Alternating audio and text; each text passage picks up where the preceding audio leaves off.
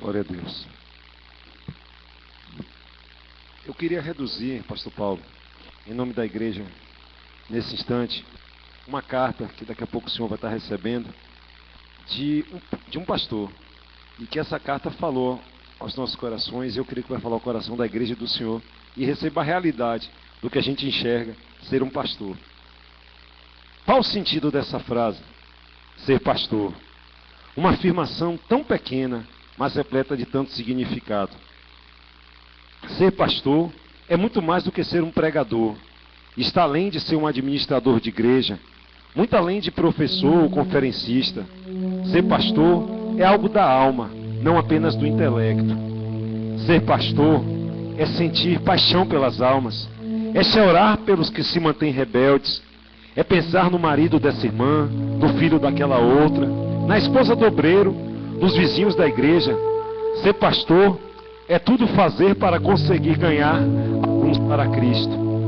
Ser pastor é festejar a festa da igreja, é alegrar-se com a alegria daquele que conquista um novo emprego, daquele que gradua-se na faculdade, do que recebe a escritura da casa própria ou do outro que recebeu alta do hospital. É alegrar-se pela conversão do familiar de alguém da igreja por quem há tempo se vinha orando. Ser pastor é desejar o bem, sem cobiçar para si absolutamente nada, a não ser a felicidade de participar dessa hora feliz. Mas ser pastor também é chorar. Chorar pela ingratidão dos homens, chorar porque muitas vezes aqueles a quem tanto se ajudou são os primeiros a os perseguirem e a criticá-los, e a levantarem falsos testemunhos contra a igreja e contra eles. É chorar com os que choram, unindo-se ao enlutado que perdeu um ente querido. É dar o ombro para o entristecido pela perda de um amor. É ser a companhia do solitário.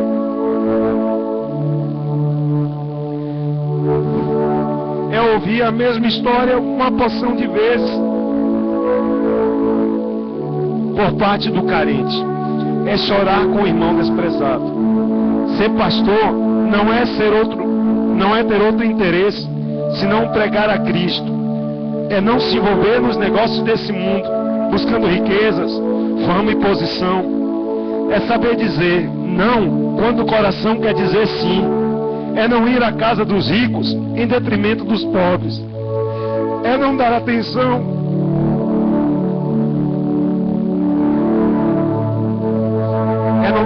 demasiada para uns, esquecendo-se dos outros.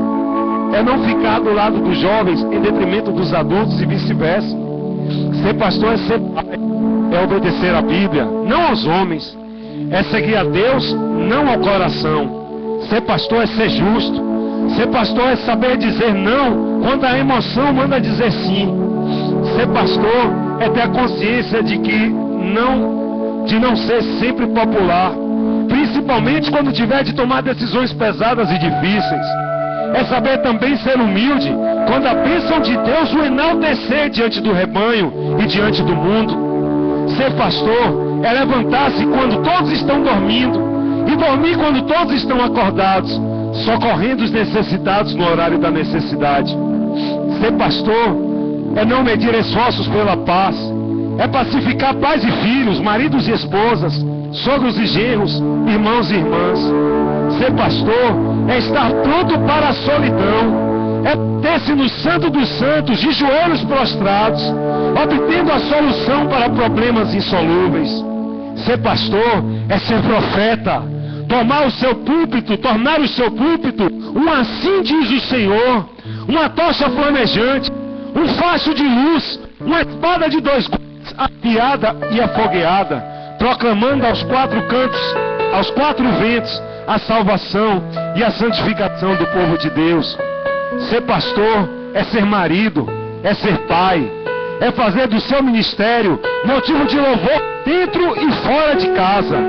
É não calar com a esposa a sensação de que a igreja é um amante, uma concorrente, que lhe tira o tempo da vida conjugal. Ser pastor é pedir perdão. Se os pastores fossem super-homens, Deus daria essa tarefa pastoral aos anjos. mas preferiu fazer de pecadores convertidos os líderes de rebanho, pois sendo humanos, poderiam mostrar aos demais que é possível ser uma bênção. Mas quando pecarem, saberem pedir perdão. A humildade é uma chave que abre todas as portas emperradas dos corações decepcionados. Ser pastor é crer quando todos descreem, saber esperar com confiança, saber transmitir otimismo e força de vontade. Ser pastor é contagiar e não contaminar. Ser pastor é inovar, é renovar, é oferecer-se como sacrifício em prol da vontade de Deus. Ser pastor é fazer o povo caminhar mais feliz, mais contente, é fazer a comunidade acreditar que o impossível é possível e fazer o triste ser feliz, o cansado tornar-se revigorado, o desesperado ficar confiante e o ferido salvar-se. Ser pastor é saber envelhecer com dignidade, sem perder a jovialidade. É ser amigo dos jovens e companheiro dos adultos. Ser pastor é saber contar cada dia do ministério como uma pérola na coroa da sua existência. Ser pastor é ser companhia desejada, querida, esperada. É saber calar-se quando o silêncio for a frase mais contundente. É falar quando todos estiverem quietos. Ser pastor é saber viver. Que Deus te abençoe, pastor Paulo, em nome da igreja cristã de Nova Vida. Nós queremos nessa hora convidar todo o corpo diaconal da igreja. E queremos também convidar o pastor Paulo, vem Wilde, vem Guerreiro, o corpo diaconal da igreja, por favor, vem Márcio. Nós vamos estar intercedendo agora pela vida do nosso pastor. Eu queria convidar a igreja a ficar de pé. Mas antes, vem aqui, pastor. Vem, irmã, por favor, ajudadora. Vem, guerreiro, vem, gente. Mas antes da igreja, temos uma palavra profética para liberar a vida do nosso pastor. Eu queria que Jussara colocasse aqui e nós vamos estender as nossas mãos em direção a esse homem de Deus. Ele tem sido um homem de Deus para a sua vida. Então estenda as suas mãos. Vamos declarar essa palavra profética que diz assim, pastor Paulo. Só um momentinho.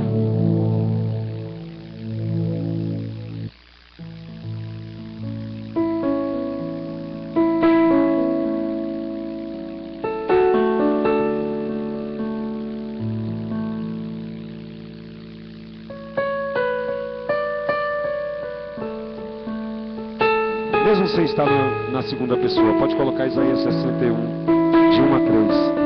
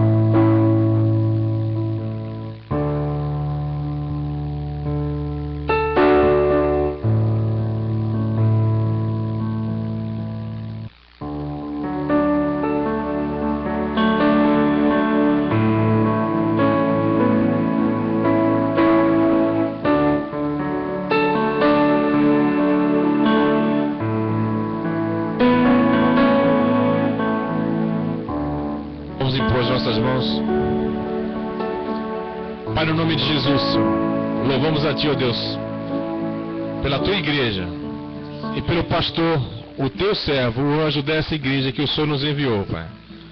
Esse homem que tem sido tantas e tantas vezes nas nossas vidas, Pai, tem tomado a posição de Pai, de uma forma espiritual, mas também de uma forma humana, ó Deus. nos apoiando, nos abraçando, chorando conosco, sentindo as nossas dores, alegrando-se também, conduzindo, incentivando, mas acima de tudo tem sido o teu servo responsável pelas nossas vidas, em nos pastorear, em nos cuidar, como ovelhas do Senhor, sendo cuidadas por esse pastor, o pastor Paulo, e sua esposa, a irmã Ângela. Nós louvamos a Ti, ó Deus, pelas suas vidas, abençoamos, pedimos, ó Deus, que as Tuas bênçãos, a Tua direção, a Tua graça, as Tuas misericórdias, os Teus sonhos, os Teus planos cumpram-se a cada dia na sua vida, ó Deus, porque o Senhor se renova a cada dia também na vida dele, Pai, e que esse coração seja sempre aberto para receber de Ti, porque Tu tens muitas e muitas coisas para fazer através dele ainda. Muito obrigado, Pai, pela vida do nosso pastor, Deus. E ainda na Tua presença, meu Pai, nesse momento nós somos gratos a Ti, Pai, porque o Senhor levantou este homem, Pai, como anjo dessa igreja, para nos apacentar, para nos pastorear. E por isso, meu Pai, nesse momento eu te peço, Deus, ser com o ministério do pastor Paulo, Pai. Dai a ele força, Pai. Fortalece. Tira todo o empecilho, Pai. Ser com a família, abençoa tremendamente, Pai, o teu ministério, que eu te peço no nome santo do nosso Senhor Jesus Cristo, que reina para todo sempre. Senhor, grandes são as lutas, são muitas setas, são armas forjadas contra teu filho, contra a família. Mas o Senhor é o Deus que de tudo livra. E que o Senhor possa continuar sendo esse escudo, fechando todas as brechas, e que nenhuma seta possa atingi-lo. Deus, em nome de Jesus, pelo teu poder, meu Deus, guarda o teu filho, guarda a família, guarda a casa, meu Deus. E que o inimigo não tenha êxito, Pai, em nenhuma das suas ações. Seja por terra todos os gigantes que querem se levantar, meu Deus, contra o ministério, contra a igreja, contra a saúde, meu Deus. Libera a cura nessa hora, meu Deus. Libera a unção, Senhor Deus. Libera poder sobre a vida do teu filho, para que ele possa sempre ser esse canal de bênção sobre a igreja, sobre as nossas vidas. Usa, meu Deus, ungindo os lábios, a mente, meu Deus, para que possa, Pai, trazer as tuas palavras até os nossos corações. Aleluia. Para que possa, Pai, falar para a igreja aquilo que a igreja precisa, para que chegue, Pai, o enfermo e saia curado, para que chegue o cansado, necessitado e possa ser aliviado pelas palavras proferidas pelos lábios do teu filho, palavras ungidas pelo Espírito Santo. Oh Deus, cobre, meu Pai, cobre com as tuas ricas bênçãos em todas as áreas, Senhor Deus. É que a igreja pede, é que a igreja ora, meu Deus, e que o teu filho seja vitorioso em todas as áreas. Em nome do Pai, do Filho e do Espírito Santo de Deus. Amém. Em nome de Jesus. Glória a Deus. Senhor, continuando, ó Deus, o desejo do nosso coração, Senhor, é ver as bênçãos do Senhor continuarem a ser derramadas na vida do teu filho, Senhor. E é isso que nós pedimos essa noite, em gratidão a Ti, Senhor, pela vida do pastor Paulo, em gratidão a Ti, Senhor, por tudo que o Senhor tem feito por nós através da vida dele, Senhor. Damos a Ti toda a honra e toda a glória, Senhor, e Te agradecemos, Senhor, pela vida do Teu Filho, pela família do Teu Filho, por tudo que Ele tem se permitido, Senhor, para abençoar as nossas vidas. Ó Deus, eu Te peço, Senhor, o que diz a Tua palavra, que aqueles que esperam no Senhor renovarão as suas forças, Senhor, subirão a lugares altos, voarão como águias, Senhor, correrão e não se cansarão, Deus. Eu Te peço, Senhor, o renovar de forças, o renovar de unção, o renovar de alegria, o renovar de esperanças, o renovar de fé, o renovo do Senhor na vida do Teu Filho a cada dia, Senhor. Ó Deus, porque através da vida dele nós somos abençoados, Senhor. A Tua misericórdia, Senhor, tem sido derramada sobre nós através da vida dele, Senhor. E nós Te pedimos, Senhor, fortalece o Teu Filho, Deus. Alegra, Senhor, naqueles momentos que só o Senhor enxerga, Deus. Fortalece, Senhor, Naqueles momentos que só o Senhor sabe quando dói, o quanto dói, Deus. Ó Deus, em nome de Jesus, Senhor, te peço também, Senhor, como corpo, como igreja, Senhor, como corpo que edifica o corpo, eu te peço nessa noite, levanta-nos, Senhor, como auxiliadores, Deus, como verdadeiros auxiliadores para o teu servo, Deus, sustentadores de braços, como tinha o Senhor Moisés, que enquanto ficava com seus braços levantados, o povo tinha vitória, Senhor. Deus nos usa, Senhor, para ser bênção na vida do Teu Filho, como Ele tem sido bênção em nossas vidas, Deus. Em nome de Jesus, nós te agradecemos, Senhor. Amém.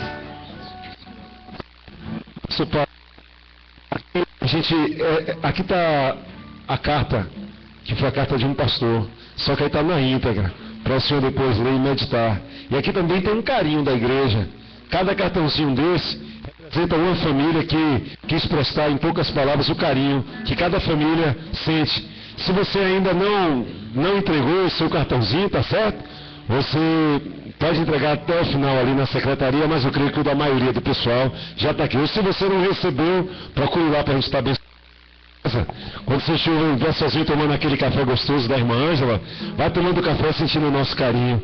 E a irmã Ângela receba também esse carinho por tabela, né, que é ajudadora, e eu louvo a Deus. E eu só queria dizer, pastor Paulo, o senhor não é muito adepto à pirotecnia. O pastor Paulo é uma pessoa muito simples. A gente fica às vezes sem saber como a gente pode proceder nesses momentos. Mas eu creio que é na simplicidade que o Senhor se move. E essa simplicidade, Deus tem usado ele para contagiar a gente. E nós amamos a vida do pastor Paulo. Eu queria convidar você para aplaudir ao Senhor nessa hora. A Deus pela vida do nosso pastor. Glorificando o nome dele. Que Deus os abençoe. E não saia hoje, como sempre faz, sem dar um abraço no pastor Paulo e na irmã Ângela, tá certo?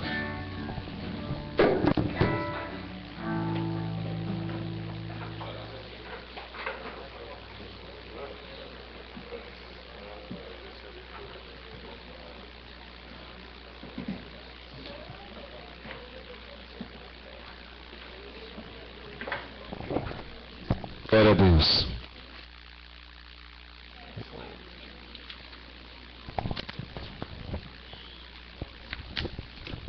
Quantos estão felizes em Deus?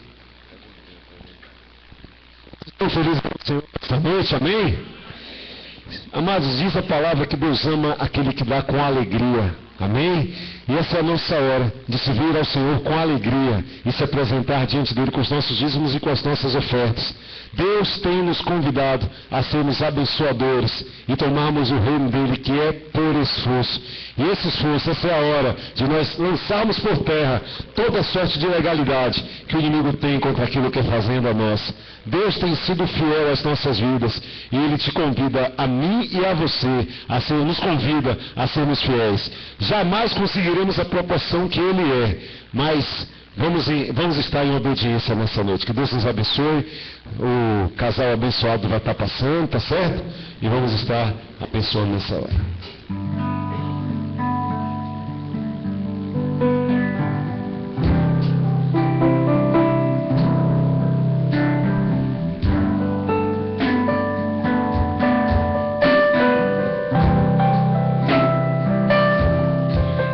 Estás aqui, Senhor, podes perceber quem sou, podes ver se há um verdadeiro Deus. Se você já tiver a minha oferta, ofereço a ti, Deus meu, que nada tem é teu.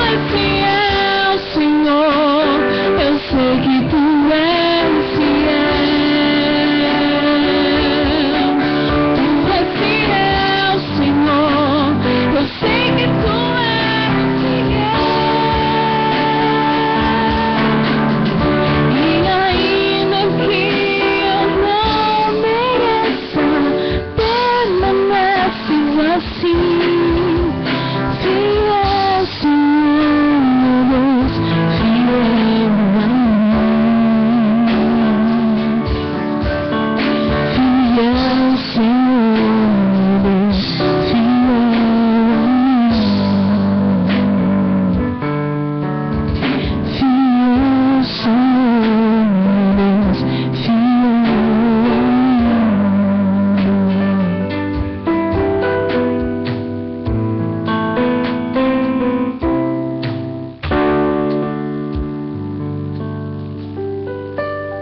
Senhor, meu Deus e Pai, nesse momento, Pai, em que esse teu povo, de uma maneira, Pai, fiel e obediente à tua palavra, Pai, deposita no teu altar, Pai, as ofertas e o dízimo. E por isso, meu Pai, nós somos gratos a Ti, porque através desse ato, Pai, é que o Senhor, Pai, de pronto, envia anjos, Pai, para, no momento, Pai, de aflição, que o devorador entra em nossas vidas, é o que o Senhor repreende, Pai. E nesse momento eu te peço, Pai, ajuda-nos e abre as portas, Pai, de medida grande e tremenda, Pai. É o que nós te pedimos, no nome santo do nosso Senhor Jesus Cristo, que reina para todo sempre. E o povo de Deus diga amém. Amados, alguns pedidos de oração. A irmã Simone, ela pede oração por Júlia, Petrônio e por Cícero, né, pela saúde. A irmã Kátia, ela pede oração por sua mãe, né, que fará uma cirurgia ainda nessa quarta-feira. O nome da mãe de Kátia é Dona Denise, tá certo? Na hora que nós estivermos orando, vamos lembrar dela. A irmã Marli, ela pede oração por Agueci, Marli? Agueci, né? E por Romário, certo? São as orações. Quantos mais precisam de oração nesse lugar? Vamos estar orando em nome de Jesus. Senhor Deus, graças nós te damos porque até aqui o Senhor tem nos ajudado.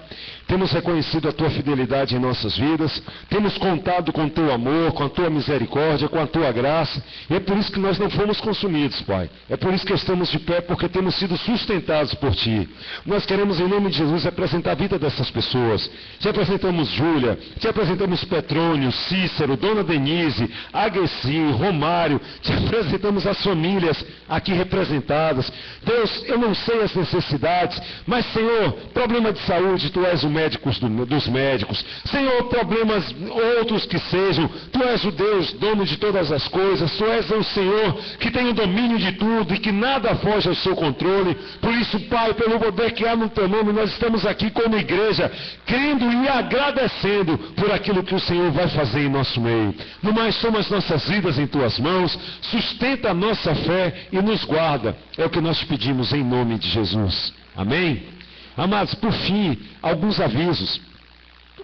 Logo, acredito que agora no mês de agosto, entre agosto e setembro, mais uma vez o nosso jejum de 40 dias, né, aquele do ano passado que nós fizemos junto com outras igrejas no Brasil inteiro, nós vamos estar fazendo aqui, né, mais uma vez a igreja vai estar renovando esse compromisso, vai estar renovando esse momento. Quantos foram abençoados no jejum do ano passado? Então já prepare o seu coração, já prepare o seu espírito, já vá se colocando, firmando um propósito para que a gente possa estar vencendo em Deus. Esse ano, pelo que eu entendi, vai ser algo que vai ser ministrado sobre intimidade com Deus, sobre vida, comunhão, parceria com o Senhor. Então eu acho que é algo que vai ministrar com o crescimento, o nosso crescimento cristão. Então vamos trazer esse hábito do jejum, vamos trazer esse hábito da oração, vamos trazer esse momento onde uma igreja se hermana em torno de um propósito, que eu creio que vai haver crescimento, vai haver a glória de Deus, vai haver um completo restaurar de Deus sobre a igreja que vai entrar nesse propósito. Você crê nisso? Então já prepare o seu coração para a gente estar se preparando. Então o pessoal está falando aqui também sobre a cesta do amor. Alguns como eu esqueceram. Então vamos estar enchendo essa cesta, que ela está... Como é, Nivaldo? Nivaldo disse que ela está assim, né? Está lá embaixo. Não está como o reservatório lá de São Paulo não, mas... Vamos melhorar o negócio aqui, né? E o culto de oração, amanhã, a partir das 7:30 da noite. Vamos orar, vamos com fé, vamos sabendo que Deus pedi e dá-se-vos-á. Essa semana eu estava conversando com o pastor, seu pai, com o pastor Reinaldo. E ele disse, olha, ele não diz nem uma vez só, é pedir e pedir, ou seja, é insistir. Então, para insistir, vamos estar aqui no culto de oração. Ele reitera. Então, vamos estar orando, vamos estar clamando. É o momento da igreja com Deus. Amanhã, às 7h30 da noite, seja uma bênção, venha ser abençoado no culto de oração. Pastor Paulo, a palavra está com o senhor.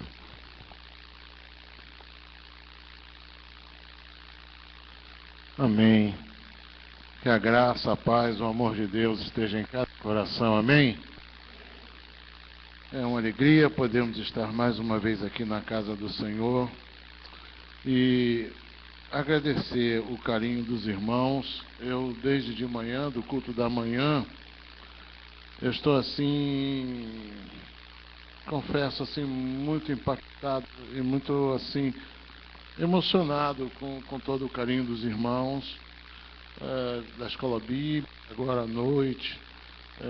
Almoçamos juntos aqui na igreja hoje com o pessoal da escola dominical. Então foi um dia assim bem abençoado. Cheguei em casa ainda recebendo algumas ligações de irmãos das congregações. Enfim, eu quero assim sinceramente assim agradecer todo esse carinho e pedir aos irmãos que me perdoem naquilo que eu não pude ainda atendê-los e fazer. Eu, sinceramente, eu gostaria de às vezes ser melhor, de fazer mais a dar, como disse hoje pela manhã, nós somos homens de Deus, mas de Deus também apenas homens. Então, mas saiba que eu os amo muito. Amo a todos vocês grandemente. Tenho um amor, um carinho muito grande por cada um de vocês. Amém? Deus abençoe e obrigado. Sinceramente, estou ainda assim muito emocionado. A minha foi muito linda, viu? O Mateus já está aí, né? Gente, não se esqueça da gente continuar orando por Débora. Débora está se recuperando de uma semana de internação. Orarmos também pela Natália. Cadê a França? França está aí? França e Jair passaram uma semana difícil. Ela está bem, mas vamos continuar orando para que todo o tratamento seja melhor ainda e os procedimentos. Peço oração também pela Raquel, minha neta também, que não está hoje, porque está acamada com uma sinusite muito forte, ficou no hospital um pouquinho hoje à tarde por conta disso. Meu filho Tiago se recuperando do acidente que sofreu domingo passado após o culto. E também recebi uma mensagem de Rodrigo e de Natália, que estão a caminho de Londrina e que chegaram em São Paulo e estão bem e mandam um abraço. Muitos foram pegos de surpresa e estão sendo pegos de surpresa hoje. Na verdade, esse já era um assunto que a gente já vinha conversando já algumas vezes aqui com o casal e pedindo a Deus que não fosse assim, mas acabou tendo que ser. E então, até a saída deles desta forma, foi uma forma assim que eles preferiram para que isso fosse menos dolorido para eles, que estavam sofrendo muito com a partida, com a saída. Nós ficamos algumas horas dessa semana aqui, acho que foi segunda ou terça, né? Sentados aqui, eles olhando para a gente olhando para aí, aí a gente já não sabia, e só vendo eles assim, né, com o coração apertado, mas entendendo também que Deus estava conduzindo as coisas nesse sentido. Então evitaram despedidas. Na última noite eles ficaram comigo na minha casa, mas eu não me despedi deles antes de dormir, e eles desapareceram no meio da madrugada também, sem querer conversar, porque eles queriam assim mesmo. E eu entendi, dei a eles a liberdade. Amém? Então não fique triste. Não foi uma fuga, foi uma forma de eles protegerem o coração. Eles falam assim: pastor, não sei como é que vai ser a gente lá. Em termos de família, estamos felizes, mas estar longe da igreja vai ser muito triste. Então, vamos orar por eles. Quando depois que estiver lá, já pega, liga, e, enfim. Amém? Mas carece das nossas orações, precisa das nossas orações para esse recomeço de vida lá de volta na sua cidade. Amém. Eu queria que você abrisse comigo a sua Bíblia no Salmo 126. Eu começo hoje uma mensagem que, por certo, não terminarei hoje.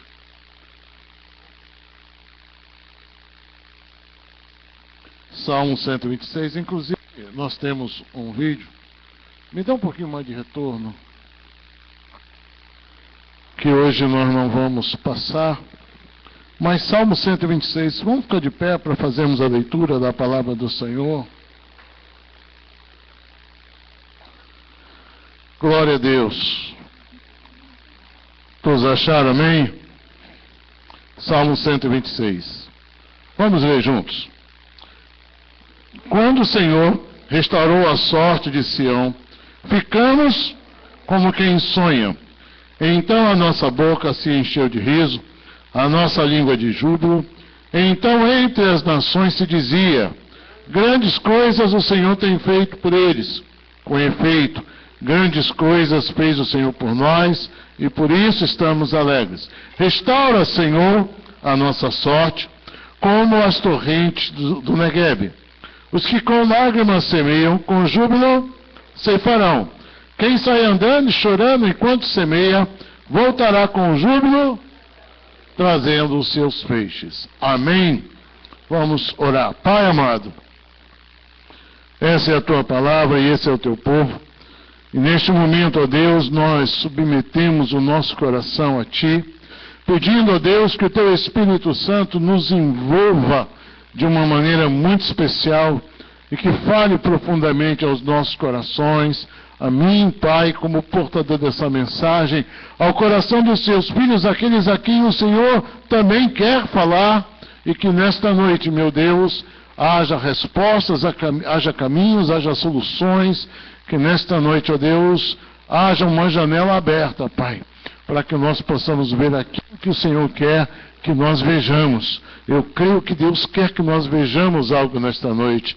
Eu creio que Deus quer que sintamos algo nesta noite. Creio que Ele quer que nós entendamos algo nesta noite. Por isso, o Senhor nos leva pelos seus caminhos e pela sua palavra. E que o Senhor tenha toda a liberdade em nossa vida. Diga assim: Pai, tenha toda a liberdade na minha vida, no meu coração, em nome de Jesus. Amém, amém. Podem sentar. Salmo 126, ele está dividido em 3 partes. Aqui, nós podemos ver verso 1 e 2 e 3. O verso 1, 2 e 3 começa falando como? Quando o Senhor restaurou a sorte de Sião. Ou seja, os 3 primeiros versículos fala de um passado. Fala de um passado. Não distante, mas o salmista estava falando de um passado. Versículo número 4. Ele agora usa o verbo assim: restaura, Senhor, a nossa sorte, como as torrentes do Neguebe. Agora, ele está falando de presente.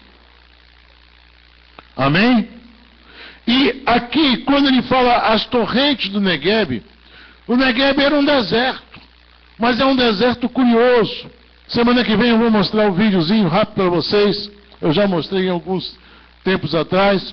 O Neguebe é um deserto de terras tórridas e secas, mas que dentro de uma determinada época do ano, esse deserto ele é inundado pelas águas que vêm de cidades próximas e que rega toda aquela terra, e depois que ela sofre aquela enchente, aquela terra toda fica florida, até que a terra seca e tudo passa o seu tempo e volta ao deserto.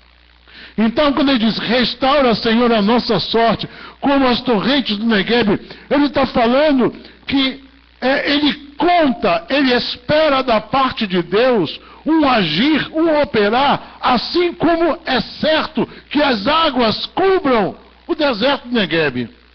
Irmãos, É certo que Deus não falhará. É certo que Deus não te abandonará. É certo que Deus será a providência na sua vida. Amém? E no versículos 5 e 6, como é que ele fala? Os que com lágrima semeiam. O que mais? Com júbilo ceifarão, futuro. Quem sai andando e chorando enquanto semeia, voltará, futuro, trazendo os... Então ele fala de 3 níveis, passado, presente e futuro. Ele fala de 3 níveis de restauração. Aqui, o povo de Israel, o Salmo, ele fala, no versículo 1, 2 e 3, fala de quê? Quando o Senhor restaurou a sorte de Sião, ou seja, eles depois de passarem 70 anos no cativeiro da Babilônia, Deus restaura, dando livramento, libertação àquele povo. E lá no Salmo 137, para você meditar em casa, abra lá, vira lá rapidamente. Salmo 137. Lá no versículo 5, todo o Salmo fala sobre isso. Mas vamos ver o verso primeiro, por exemplo. Salmo 137, verso 1. Amém? Como é que diz aí? Às margens dos rios da Babilônia, nós nos assentávamos e chorávamos, lembrando de Sião.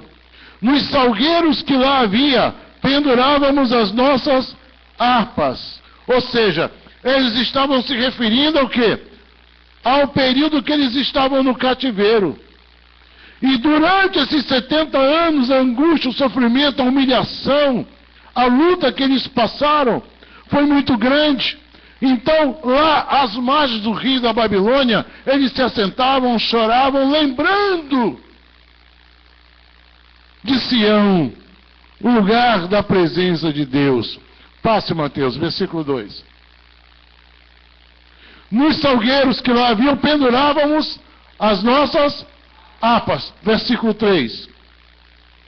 Pois aqueles que nos levaram cativos nos pediam canções, e os nossos opressores que fôssemos alegres, dizendo: entoai-nos algum cântico de Sião. Ou seja, eles eram cativos, eles eram prisioneiros, eles estavam ali sob um regime de escravidão, e os seus opressores, aqueles a quem eles estavam submetidos, eles ordenavam, mandavam que eles cantassem canções bonitas para ele.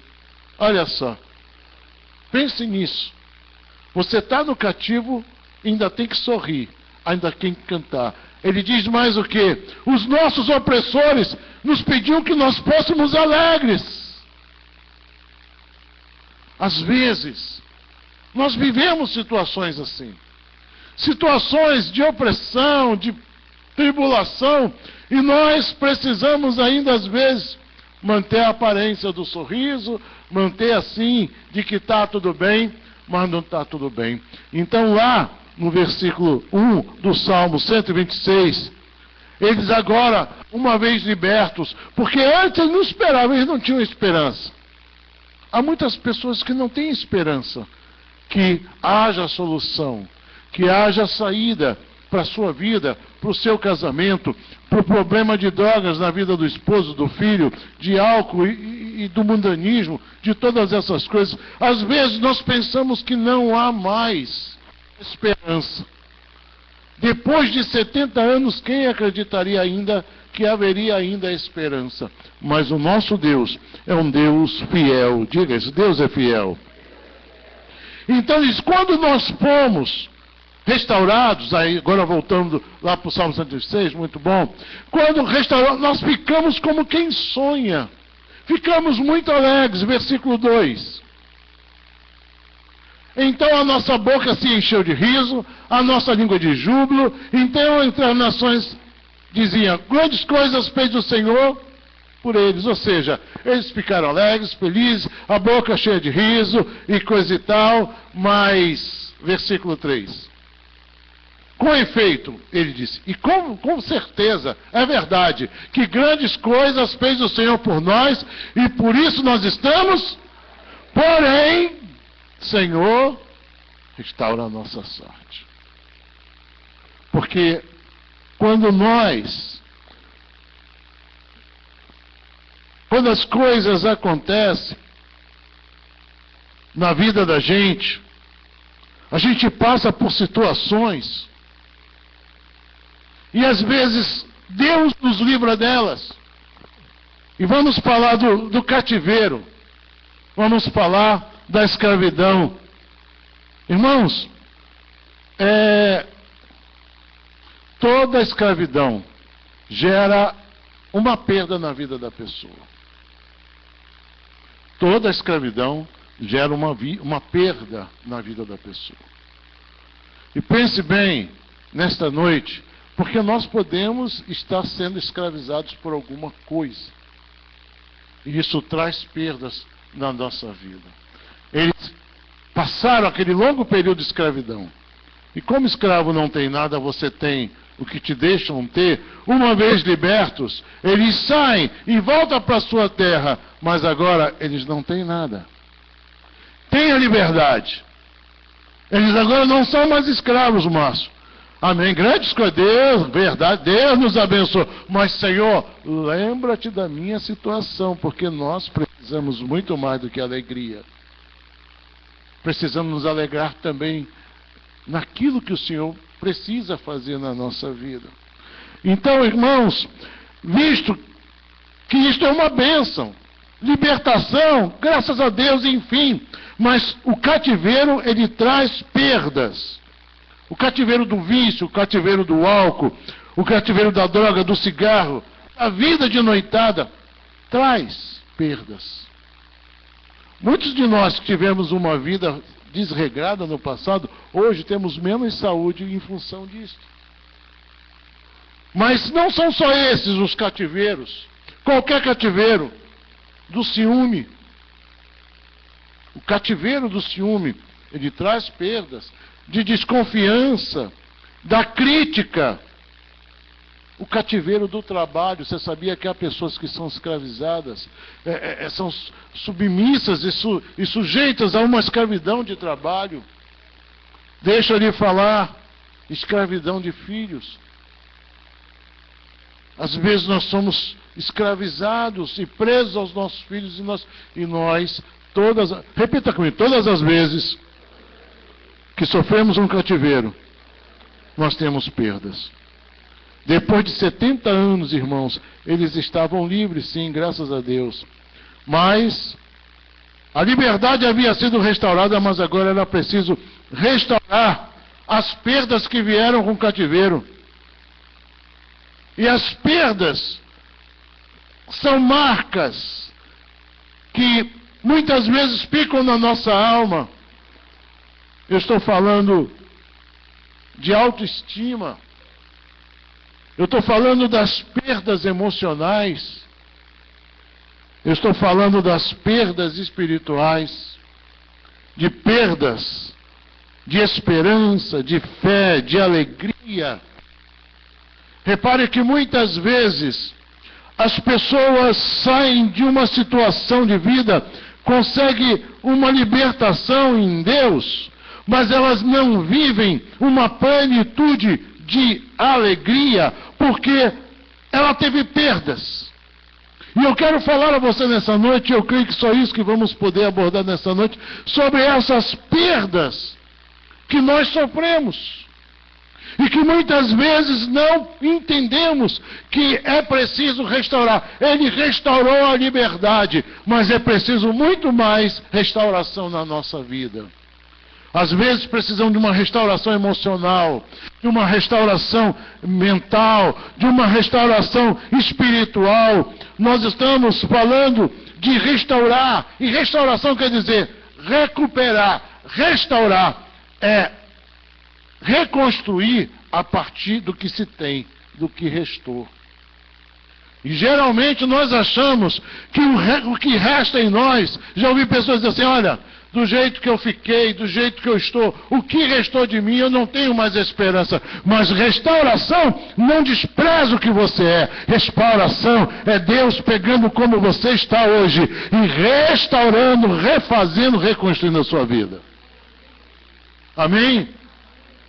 Então, irmãos, nós entendemos que restauração é isso. E eu quero falar a você, primeiramente, e eu creio que é só isso que nós vamos poder falar hoje, sobre esses 3 níveis de restauração que existem aqui neste salmo. E eu quero começar pela restauração do passado para viver o presente. Você precisa restaurar o seu passado para você ter direito ao presente. Amém? Amém? Não há presente feliz e nem esperança de futuro quando o nosso passado não fica bem resolvido dentro de nós. Ouça isso. Não há presente feliz, não há esperança de futuro enquanto nós não resolvermos ou não tivermos resolvido dentro de nós esse passado. Eu quero abrir com você a nossa Bíblia lá em Gênesis capítulo 41. Vamos falar de alguém.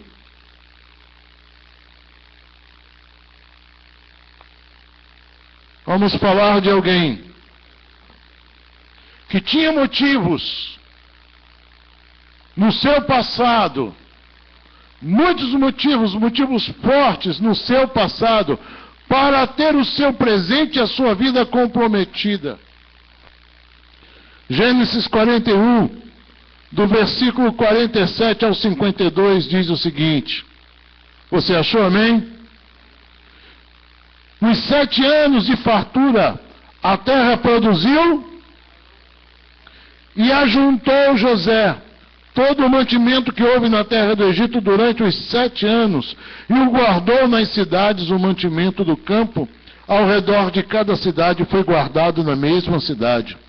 Assim ajuntou José muitíssimo cereal, como areia do mar, até perder a conta, porque ia além das medidas.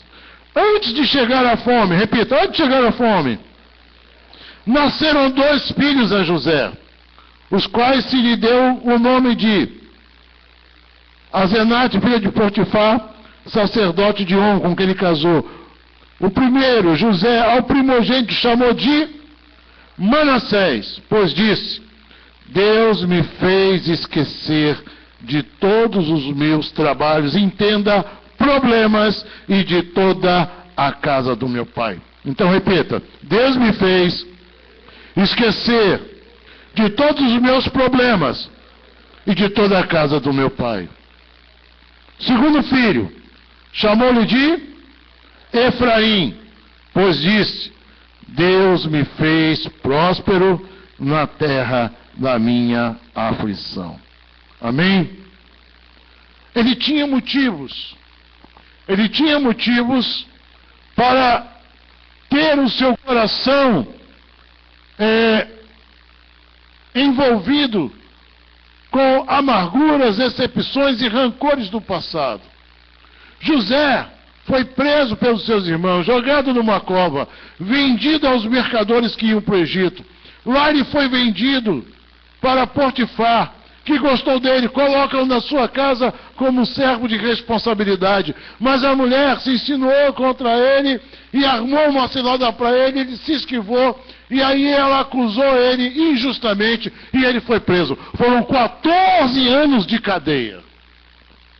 E lembre-se que esse José era o mesmo que na casa do seu pai falava para os seus irmãos dos sonhos que Deus dava a ele, de que ia fazer dele um homem de autoridade e de poder.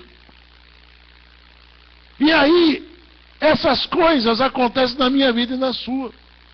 Porque às vezes você recebe promessas de Deus na sua vida, mas as promessas falam uma coisa e de repente a sua vida passa por um vale que você não entende.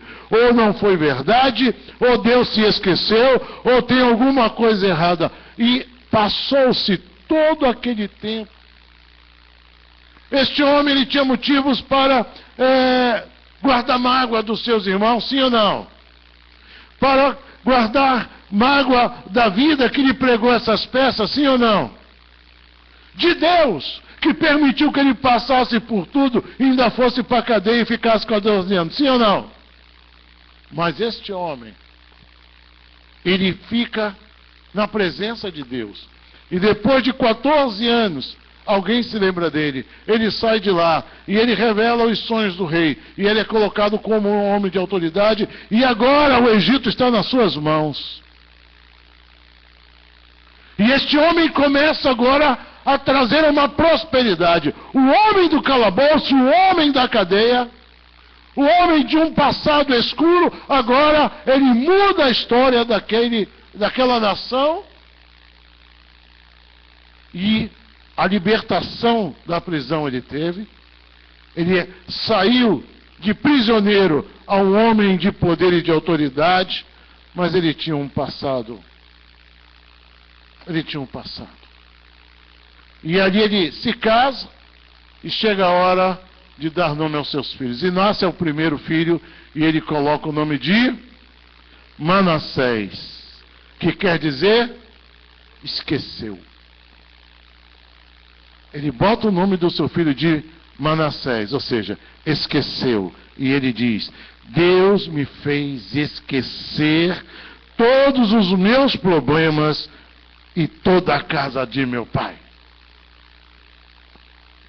E nasce o segundo filho. E ele coloca o nome de Efraim, que quer dizer prosperidade. Porque ele diz: Deus me fez próspero na terra da minha, no mesmo lugar onde ele foi prisioneiro, ele se tornou autoridade máxima. No mesmo lugar onde ele é um sentenciado que comia da ração que os carcereiros davam, ele se tornou um homem de prosperidade, um homem de fortuna, um homem próspero, um homem que tinha tudo o que queria. Na mesma terra da aflição. Você entende isso? Você não pode pensar em prosperidade se você não esquecer o que precisa ser esquecido. Para que o salmista diga: restaura, Senhor, a nossa sorte. Esta é uma palavra muito segura de alguém que sabe que Deus faz, e ele diz: eu estou aqui esperando que o Senhor mande as águas para o Negueb.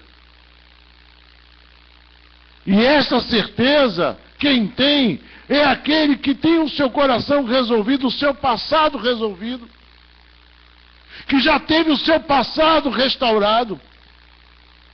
Às vezes nós temos o mau hábito de nós criarmos uma situação, tipo assim, a situação, aconteceu uma coisa e a gente fica assim: mas podia ter acontecido isso, eu não me conformo porque podia. A gente fica preocupado com o que podia ter acontecido, mas não aconteceu.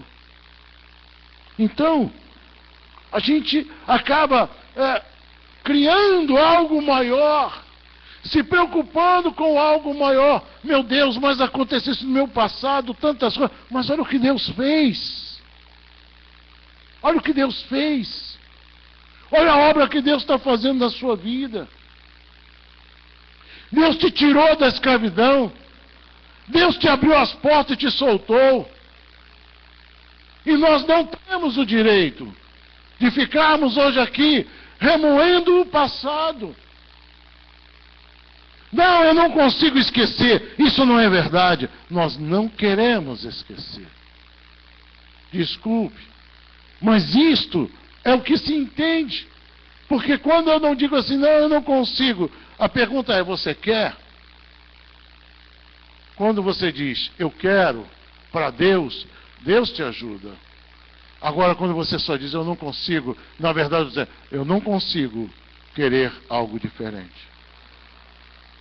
Então, este homem, ele esquece o seu passado, ele esquece os seus problemas, ele esquece as agressões, ele esquece a violência dos irmãos, ele esquece a vingança, ele esquece a mágoa, ele esquece.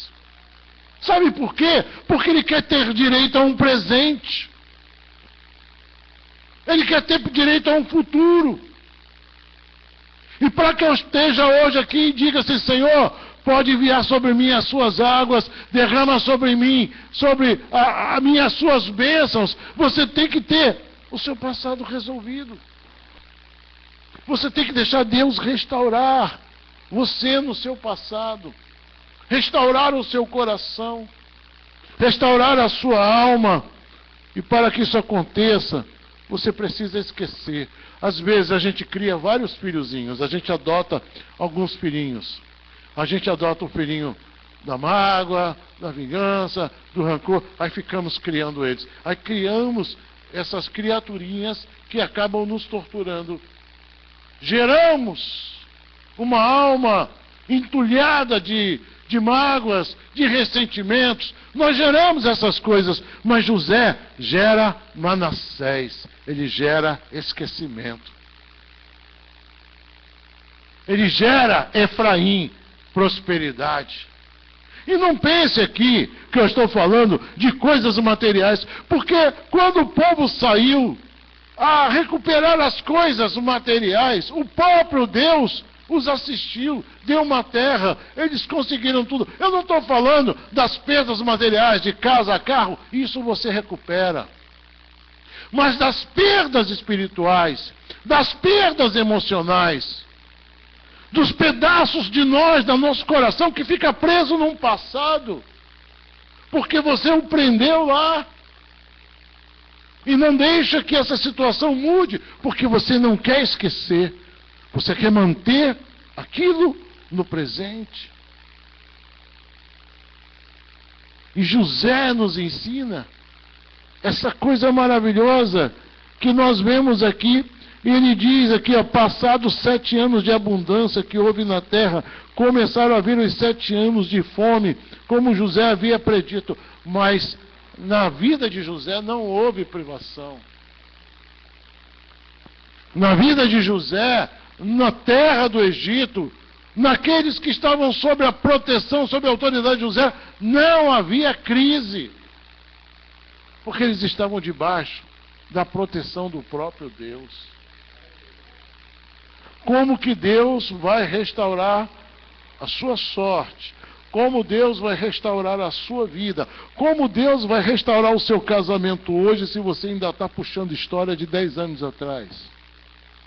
Como Deus vai restaurar o seu relacionamento hoje, se você ainda está deixando e alimentando coisas do passado?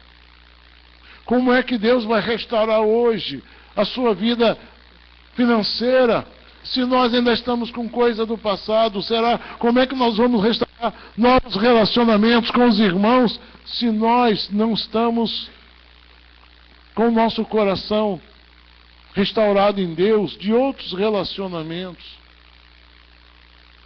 Como Deus pode agir se o que ele encontra? Porque, veja, restauração é algo que parte do que resta. Começa do que resta. Você pode se apresentar diante de Deus aos cacos. Deus vai restaurar a sua vida. Mas se o que restar em você hoje forem só amarguras, mágoas, sentimentos ruins, o que Deus vai restaurar? Como Deus vai restaurar? Como Deus vai... O que Deus vai poder fazer na sua vida se Ele não encontra algo para reconstruir? E muitas vezes, irmãos, Deus tem feito grandes coisas na nossa vida, mas essa expressão muitas vezes não sai dos nossos lábios.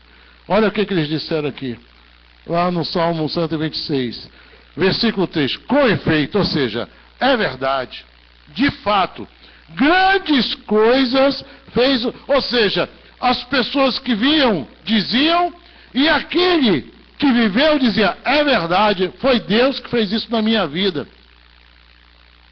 Às vezes, irmãos, Deus fez tanta coisa na vida da pessoa, mas o que a pessoa tem a dizer é só reclamação, murmuração e queixa das coisas ruins, dos cativeiros, dos reveses da vida.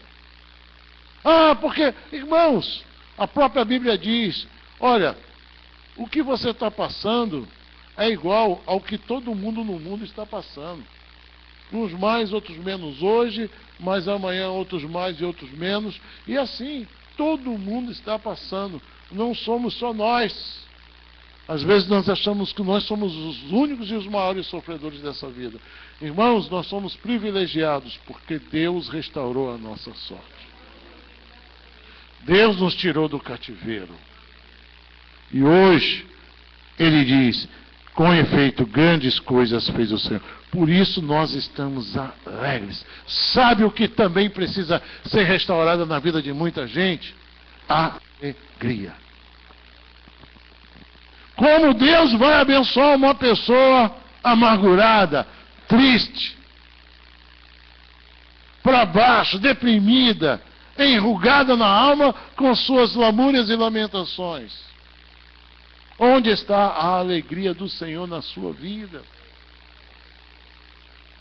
Para que Ele possa falar aqui no versículo 4 do seu presente, nós vemos, irmãos, que Ele começa falando do que Deus fez.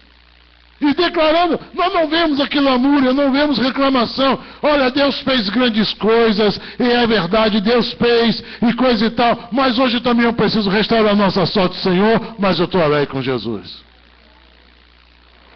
Estou passando por um vale, estou passando por uma luta, mas eu estou alegre com Jesus. Meu coração está em Jesus. Eu estou feliz com Jesus. Por isso Deus pode hoje restaurar a nossa sorte. Deus hoje pode restaurar a nossa vida. Se você estiver alegre, se você hoje não está, pastor, eu preciso dessa alegria restaurada na minha vida, peça ao Senhor que Ele restaura. Não espere que a alegria venha em consequência ao que Deus fizer na sua vida. Dê a Ele louvores de alegria do teu coração ao Senhor. A vida mudou, irmãos. A vida mudou para eles. A vida abriu-se para José e deu a ele tudo. Irmãos, nós precisamos primeiro de Manassés, depois de Efraim. Primeiro precisamos esquecer. E para esquecer, a gente precisa aprender a perdoar. Precisamos aprender a deixar-se perder. Perdoar. É perder. Mas eu vou ficar assim Iago, vou pegar o Iago de novo. Iago é esse ano todo vai ser você, tá bom? Depois eu escolho outro. Eu vou perdoar o Iago e deixar ele vai sair assim com essa carinha feliz assim. E eu que passei por isso. Perdoar isso é você esquecer, você aceitar que você tem que perder para você ganhar do Senhor. Ninguém prende ninguém com falta de perdão. Ele vai dormir, vai para casa, vai lanchar, vai dormir feliz. Eu é que vou estar sofrendo e eu é que estou preso. Não, mas eu não perdoo o Iago. Grandes coisas. Ele vai morrer por causa disso. Ele pode até ficar triste porque vê você assim, mas o que pode fazer se você não quer? Agora, irmãos, a minha vida fica fechada. O que Deus vai restaurar em mim? Alegria como? Prosperidade como? Porque aqui não está falando de prosperidade material, aqui está falando de prosperidade de vida.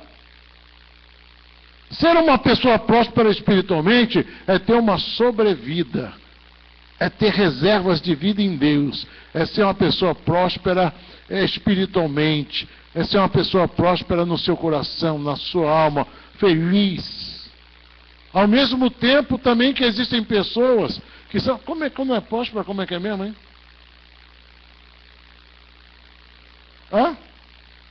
Usura, mão de vaca, como é que é? Avarento. Tem gente que é avarenta só no pensamento. Não é? A pessoa, não é? Ela é avarenta até no pensamento. Então, não dá nada, não abre nada. Então, essa pessoa, ela acaba sendo assim.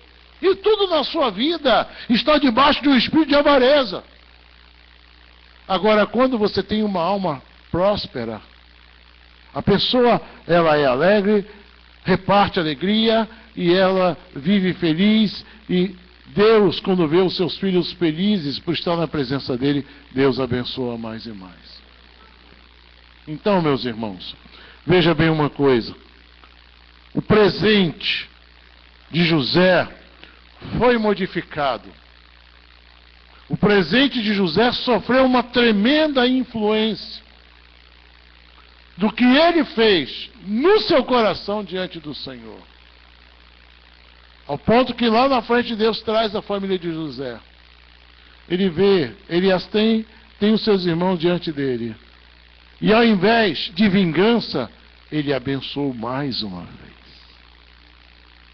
Ele abençoou a sua casa. Ele abençoou o seu pai.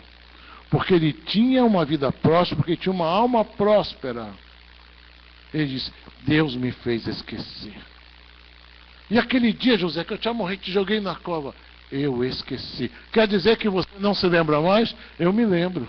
Mas esquecer é no sentido de eu não cobrar, eu não sinto esta dívida, eu libero você desta dívida, eu te perdoo para que eu seja feliz, para que Deus possa me abençoar. E isso é importante, irmãos, porque às vezes as pessoas estão pedindo a Deus restauração, e Deus precisa de uma base de restauração. Deus precisa de algo para restaurar. Deus precisa de algo que você dê a Ele, para que Ele possa te restaurar. E se você dá um coração rancoroso, cheio de ressentimentos, Deus não pode restaurar a sua vida. Porque o que Deus quer fazer é algo muito novo, muito limpo, muito maravilhoso. E Deus quer te dar um futuro. E nós vemos, irmãos, que ele foi abençoado no presente. E nós vemos aqui no Salmo sobre restaurar o futuro. O que quer dizer isso? O que é que você sente falta na sua vida hoje? Pense nisso. Você me dizer. Mas pense, o que você sente falta na sua vida hoje? O que é que você queria ter na sua vida hoje? Não estou falando materialmente, em termos assim, de vida, em você, na sua vida, na sua... O que você queria que estivesse presente, que existisse na sua vida que não existe? Se você tem uma casa, mora nela, e você tem muita vontade de um dia chupar manga do seu quintal, o que você tem que fazer? Foi isso que ele disse aqui no Salmo. Você quer restaurar o seu futuro? Você quer ter amanhã o que você não tem hoje? Semeia. Semeia. Os que semeiam, porque esse é o problema. Ah, pastor, eu quero semear, mas está tão difícil. Não, não é fácil não, é com lágrima mesmo. Mas os que semeiam, ainda que com lágrimas, com alegria, ceifarão. Às vezes, a gente reclama de Deus, reclama da vida, reclama das pessoas, o que nós não temos hoje. Mas o que nós não temos hoje, nós temos em nossa mão, do nosso lado, a palavra de Deus que fala da lei da semeadura.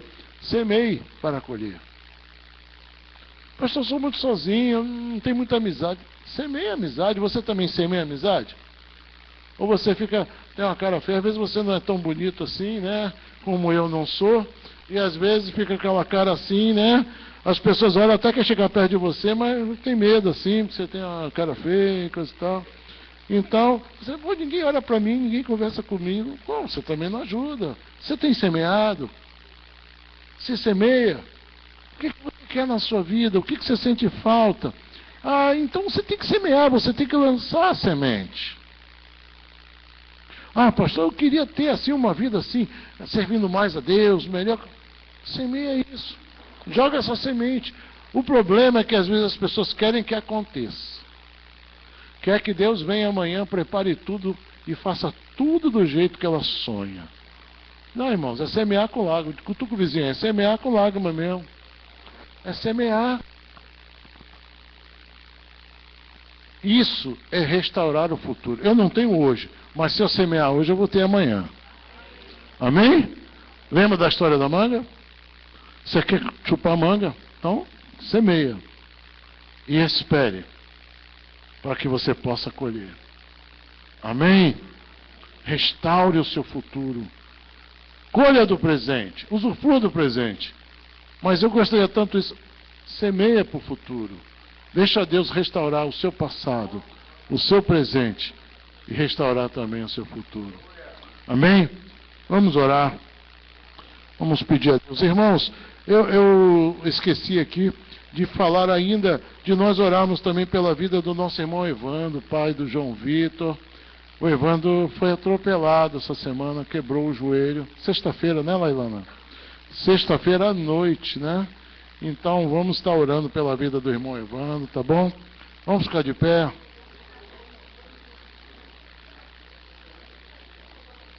Curve a sua cabeça. Vamos estar pedindo a bênção do Senhor, guerreiro. Curve a sua cabeça. Coloque a mão no seu coração. De tudo que você ouviu, de tudo que a palavra de Deus comunicou ao seu coração, agora você pensa em tudo isso e diga assim: tome um posicionamento diante da palavra, não é diante do pastor não, é você e Deus aí. Senhor, o pastor falou isso da tua palavra, da tua parte. Eu entendo que isso é uma mensagem do Senhor para a minha vida nessa noite. E eu quero, Pai, quero posicionar a minha vida diante disso, Senhor. Eu quero me ver livre, Senhor. Eu quero esquecer. Eu quero esquecer os meus problemas e a casa do meu pai. Ou aquelas pessoas que me magoaram, me feriram, me maltrataram, que me humilharam. Eu quero esquecer. Porque de nada tem serventia abrigar tudo isso no meu coração. E depois de Manassés, Pai, agora que venha Efraim. Que venha Efraim sobre a nossa vida. Em nome de Jesus, ó Pai. Coloque a mão no seu coração. O diácono guerreiro vai estar ministrando a oração sobre a sua vida. Mas é importante que você se posicione diante da palavra do Senhor. Eu digo assim: Senhor, eu quero isso para a minha vida, eu quero isso para o meu coração. Eu quero isso, Senhor, eu quero mudar a minha história. Em nome de Jesus. Continua com seus olhos fechados. Glória a Deus, Pai. Senhor, é noite de mudança, é noite de transformação, é noite de bênção, meu Deus. Recebemos uma palavra tremenda do Senhor. Pai Santo, é noite de perdão. É noite de deixarmos para trás e esquecermos coisas que nos feriam, que nos machucavam. Pessoas que tínhamos retido no nosso coração sem perdoar. E não importa, Pai Santo, se as pessoas estão vivas ou já partiram. É noite de perdão. E se você tem no seu coração alguém em que você tem retido perdão, libera agora no nome de Jesus. Se tem situações na sua vida que você tem guardado tristeza, rancor, mágoa, porque passou por aquilo ou está passando, libera agora, meu irmão, em nome de Jesus. Não importa o que te fizeram, não importa se te prenderam, se te escravizaram, se você foi para a prisão e lá ficou injustamente. Que prisão? A prisão da injustiça, a prisão da mágoa, a prisão da calúnia, do infortúnio, não importa. Libera hoje em nome de Jesus, porque o Senhor está te libertando nessa noite, em nome de Jesus, para que você possa prosperar, para que você possa adentrar no momento, numa nova etapa de bênção do Senhor para a sua vida. É noite de transformação de vida. Às vezes você tem vindo aqui em outros cultos e precisa dar um passo, esse passo de perdoar, de confessar pecados a Deus, para que possa adentrar na presença dele como filho. Ou se você está aqui hoje pela primeira vez e nunca esteve num culto e nunca tomou uma posição diante de Deus, diz: Senhor, hoje eu quero mudar a minha vida, hoje eu entrego a minha vida nas tuas mãos e te recebo como Senhor e Salvador. Faz isso nesse momento. O Senhor contempla cada um de vocês nesse momento íntimo de pai com filho. Move a tua unção, Pai. Move a tua comunhão, uma unção de comunhão e unidade sobre a tua igreja, meu Deus. No nome de Jesus, meu Pai. Nós temos que ser um. Assim como o Pai é um com o Filho, nós temos que ser um. Para que o mundo lá fora veja Jesus em nós. Temos que ser um, meu Deus. Temos que ter um coração perdoador, quebrantado. E temos que crer que o Senhor quer nos fazer prosperar. Acima de tudo, espiritualmente e com paz, pelo amor dele. Faz isso nesse momento. O Senhor está recebendo a sua oração. O Senhor tem recebido nos céus e derrama sobre a tua vida a bênção, a unção, a graça e a paz. Muito obrigado, a Deus, por cada um dos meus irmãos que ora a Ti. Recebe, Pai Santo. Ministra o coração de cada um que está aqui presente, meu Deus, no nome de Jesus, meu Pai. E que o Senhor possa nos levar aos nossos lares, na Tua paz, na Tua graça. Nos dá uma semana abençoada, próspera, de tranquilidade, ó Deus, no nome de Jesus, Senhor Deus. Que possamos levar essa palavra aqui aos nossos familiares, que possamos levar essa palavra aqui aos nossos colegas de trabalho, aos nossos semelhantes que estarão. Essa ministração aqui é para frutificar e se multiplicar na vida. As bênçãos do Senhor sejam sobre nossas vidas. O amor do Senhor sobre as suas vidas, meu Deus. A graça do Espírito Santo nos acompanhe.